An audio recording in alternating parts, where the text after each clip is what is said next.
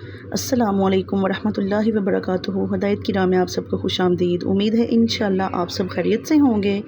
آج ہم بنانے جا رہے ہیں آلو اور چکن کا پراٹھا، جو کہ بنانے میں بہت آسان ہے اور کھانے میں اتنا ہی لذیذ ہے۔ تو آئیں چلتے ہیں پراٹھا بنانے کی طرف۔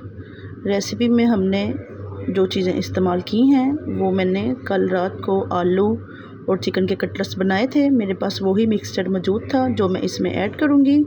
آپ دیکھ سکتے ہیں یہ کل رات سے میرے پاس پڑا ہے، لیکن ابھی بھی بالکل فریش اور تازہ ہے۔ یہ آپ دیکھ سکتے ہیں۔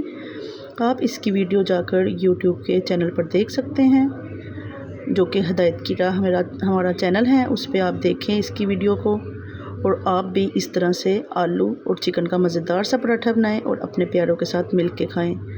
آپ اس کو بالکل اسی طرح سے بنائیے گا، یہ بہت ہی لذیذ اور بہت ہی مزے کا بنے گا۔ جب آپ اس کو بنائیں گے تو آپ نے ہلکے ہاتھوں کی مدد سے اس طرح کرنا ہے، تو آپ دیکھیے گا کہ یہ بالکل بھی نہیں پھٹے گا اور بہت ہی مزے کا پراٹھا بنے گا۔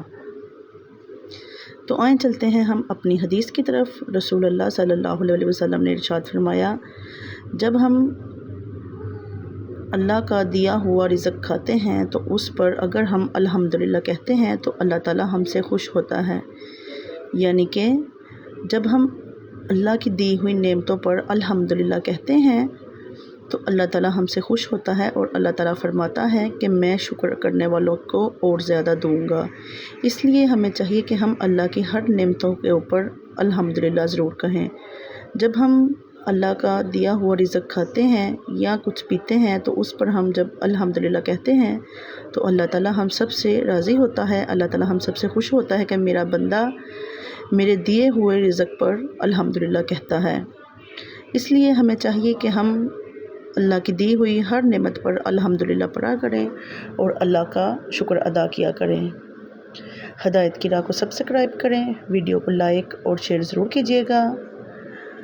اگر آپ سب کو ہماری حدیث اور ویڈیو اچھی لگی ہو تو ہمارے چینل پر آ کر کمنٹ بھی ضرور کیجیے گا اور بتائیے گا آپ کو ہمارے آلو کے کٹلٹس اور آلو کا پراٹھا کیسا لگا ہے۔ اللہ تعالیٰ آپ سب کے رزق میں بہت بہت برکت عطا فرمائے، اور اللہ تعالیٰ ہم سب کو اپنے پسندیدہ بندوں میں شامل فرمائے۔ آمین یا رب العالمین۔ اگر ہم اللہ کی نعمتوں پر شکر ادا کرتے ہیں